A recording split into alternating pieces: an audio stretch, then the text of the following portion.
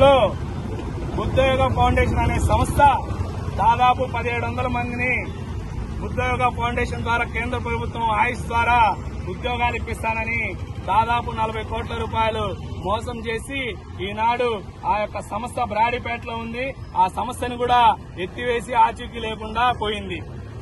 ఇదే బుద్ధయోగ ఫౌండేషన్ వ్యవస్థ నిర్వాహకుడైనటువంటి వలీ గారిని 2 నెలల క్రితం మేము పట్టుకోవడం జరిగింది. ఆ యొక్క ఫౌండేషన్ లో పట్టుకుంటే అండలపేట పోలీసులు వచ్చి అతని దగ్గర అతని రికార్డ్స్ కానివ్వండి, అతనికి సంబంధించిన అన్ని తీసుకున్నారు. తీసుకుని 2 నెలల్లో నేను యొక్క 40 కోట్ల రూపాయలు దశల వారీగా ఇస్తాను జనవరి నుంచి మార్చి లోపని చెప్పి ఈనాడు పత్తా లేకుండా అతను వెళ్లిపోయాడు. ఈ సందర్భంగా గౌరవనీయులు గుంటూరు ఎస్పీ గారిని కలవడం జరిగింది. ఎస్పీ గారు కూడా ఈ సమస్య మీద ఖచ్చితంగా మేము అవసరమైతే లుకౌట్ నోటీసులు కూడా జారీ చేస్తాము.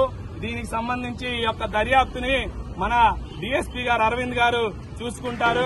ఖచ్చితంగా అభ్యర్థులందరికీ ఏదైతే ఈ యొక్క 40 కోట్ల రూపాయలు మోసం చేసిన బుద్ధయోగ ఫౌండేషన్ నిర్వాహకుల్ని అరెస్టు చేసి మేము న్యాయపరంగా తీసుకోవాల్సిన చర్యల మీద కూడా తీసుకుంటామని ఎస్పీ గారు ఈ రోజు హామీ ఇవ్వడం జరిగింది. మేమైతే ఒకటే కోరుతా ఉన్నాము, ఈ యొక్క రాష్ట్ర ప్రభుత్వము అదేవిధంగా అధికారులు పేదవాడు 1000 రూపాయలు ఇవ్వకపోతే ఇళ్లకొచ్చి వసూలు చేసే ఈ యొక్క ప్రభుత్వాలు మరి 40 కోట్ల రూపాయలు మోసం చేసి ఎగనామా పెట్టి వెళ్లిపోతే ఈ యొక్క రాష్ట్ర ప్రభుత్వం దాని మీద స్పందించాలి.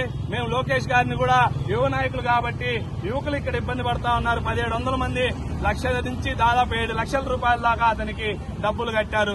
అందరూ పల్లెటూరులు గ్రామీణ ప్రాంతాలకు చెందిన వాళ్ళు కాబట్టి దీని మీద రాష్ట్ర ప్రభుత్వం కూడా ప్రత్యేక శ్రద్ధ పెట్టి ఆ 40 కోట్ల రూపాయలు వసూలు చేయడమా లేదా రాష్ట్ర ప్రభుత్వం వీళ్ళకి ఏదో ఒక విధంగా వీళ్ళు న్యాయం చేయాలని మేము అఖిల భారత యువజన సమాఖ్య గుంటూరు జిల్లా నుంచి తెలియజేస్తా ఉన్నాము. షేక్ వలీ, ఏఐవైఎఫ్ జిల్లా ప్రధాన కార్యదర్శి.